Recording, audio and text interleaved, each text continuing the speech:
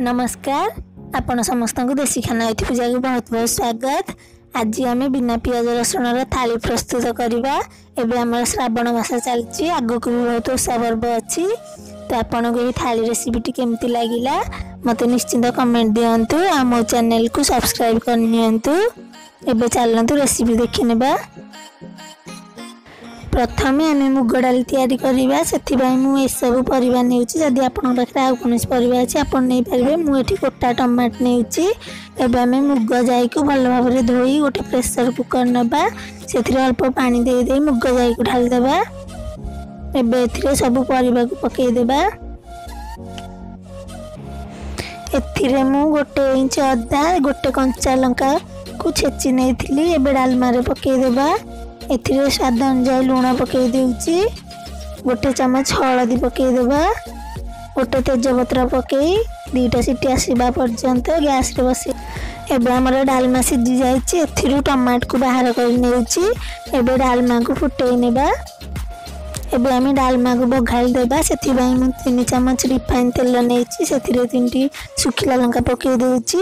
एबे गोटे चम्मच पंच फुटण नेबा। एबे आम एथिरे अल्प हिंगु पकई देबा। एबे आगु रखी थिबा गोटा टमाटर को तेल रे पकई टिके भाजी नेबा। टमाटर एबे हमर भाजी हो गलानी। एथिरे आगु सिजा हो रखी थिबा डाली को बघाली नेबा। एबे डाली हो आसलानी। एथिरे आगु भाजी की रखी थिबा जीरा गुंड को 2 चम्मच पकई देउची। एबे हमर डाली प्रस्तुत हो जाईची। तापर आमे पोटल कुरमा बनेबा। तो पोटल आलू को मुई परी काटी देइची। एबे पोटल को तेल रे छाणी नेबा। एबे पोटल भल भाबरे छाणी हो गलानी।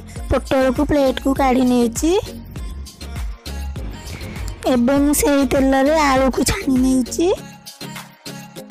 आलू एबे छाणी हो जाईची। आलू को गोटे प्लेट को बाहर कर नेबा। एबे आमे कोरमा बनेबा। सेथि बाई मु 2 चम्मच रिफाइन तेल नेची। सेथिरे गोटे चम्मच चीनी पकई देची कलर पाई। एबे हमर चीनी मेल्ट हो गलानी। सेथिरे गोटे चम्मच पंच फुटण पकई देची। एबे फुटण फुटी गलानी। सेथिरे गोटे तेजपत्र गोटे चम्मच अदा छेचा को पकई भल भाबरे भाजी नेबा। अदा भल भाबरे भाजी हो गलानी। मु गोटे बड़ साइज टमाटर काटी नेथली। एबे सेथिरे पकई भाजी देबा। टमाटर भी हमर भाजी हो गलानी। एथिरे गोटे चम्मच लूण पकई देउची। गोटे चम्मच हलदी गोटे चम्मच जीरा धनिया गुंड पकई देउची। गोटे चम्मच लंका गुंड पकई देउची। एबे सब को भल भाबरे मिसै नेबा।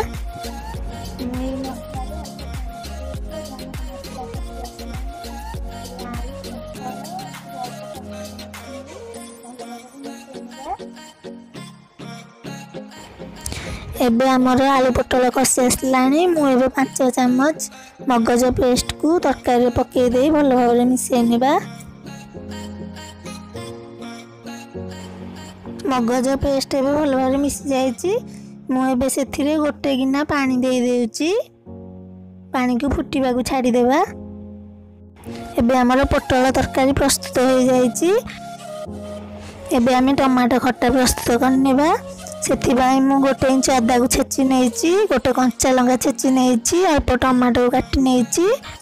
एबे मु 2 चम्मच रिफाइन तेल नेउची। सेथिरे गोटे चम्मच पंच फुटण पकई देबा। एथिरे बे अल्प भुसुंगा पत्र पकई देउची। एबे आगु छेची थिबा अदा कंचा लंका को पकई नेबा। ए सब को एबे भल भाबरे भाजी नेउची। सब एबे भाजी होलानी। एथिरे टमाटर को पकई नेबा। टमाटर को तेल सहित भल भाबरे भाजी नेबा। टमाटर एबे स्वाद अनुसार लूण गोटे चम्मच हलदी गोटे चम्मच जीरा धनिया गुंड पकई दे भल भाबरे मिसै नेबा।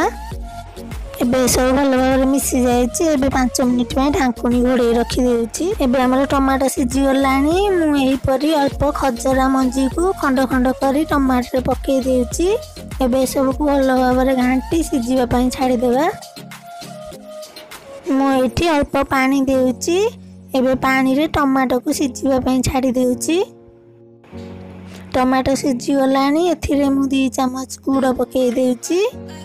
गुड़ को एबे भल भाव मिसई नेबा। एबे आमे खट्टा को 5 मिनिट पे छाड़ी देबा फुटीबा को। एबे हमर टमाटो खट्टा प्रस्तुत हो गला। या पर आमे झुलण को भाजी नबा। झुलण भाजीबा पाई मु कच्चा लंका को एही परी काटी देइची। झुलण को लंबा लंबा करी काटी देइची। झुलण भाजीबा पाई मु एठी 2 चामच रिफाइन तेल नेइची। तेल रे अल्प सोरिष पकई देइची। अल्प जीरा पकई देइची। एबे कच्चा लंका को पकई भाजी देबा। एबे एथिरे सब झुलण को पकई नेउची।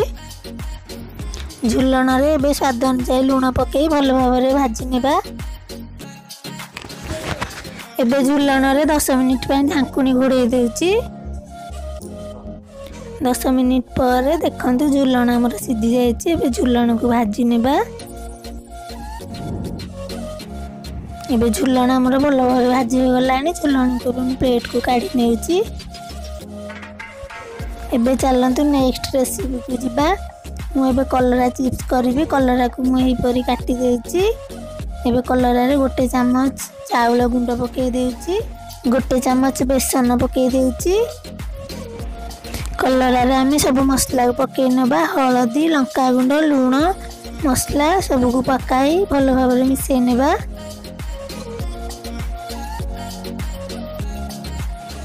कलरा एबे भल भाव रे मिसि जायछि। एबे चलंतु कलरा को छाणी नेबा। कलरा छाणीबा पाई मु एठी अल्प तेल नेइछि। तेल एबे गरम हो गलानी। एथिरे गोटी गोटी करी कलरा पकई देबा। एही परी मु सब कलरा तेल रे पकई देली। एबे आमे 2टा कंचा लंका तेल रे पकई नेबा। कंचा लंका पकईबा द्वारा कलरा रे कंचा लंका रे फ्लेवर आसे तो कलरा चिप्स टेस्ट लागि थाए। एबे हमर कंचा लंका हो गलानी। मु कंचा लंका को तेल रे काढी नेउची। एबे हमर कलरा भल भाव रे छाणी हो गलानी। कलरा को तेल रे बाहर करी प्लेट को रखी नेबा।